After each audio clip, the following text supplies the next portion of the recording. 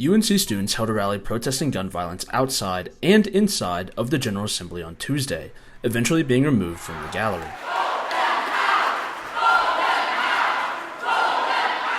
Outside, students recounted the deadly shooting on UNC's campus.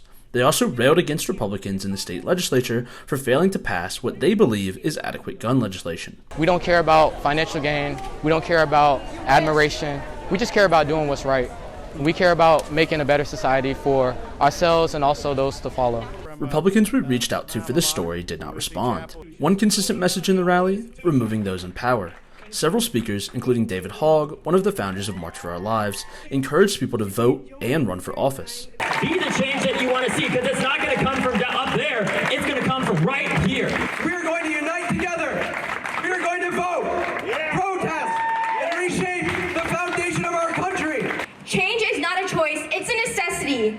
Legislators need to act like our lives depend on it, because they do. Another theme of the rally: voting and election changes that are currently taking place in the state. This legislature is making it harder to vote and easier to get guns. Earlier this year, the North Carolina Supreme Court reinstated a voter ID law, meaning that all voters in North Carolina will now have to present an ID to vote. Two recent Senate bills, one vetoed by the governor and the other moving through the House, have changed how elections in North Carolina will work in 2024. The first bill, Senate Bill 747, would remove the 3-day grace period for mail-in ballots in the state, among other changes.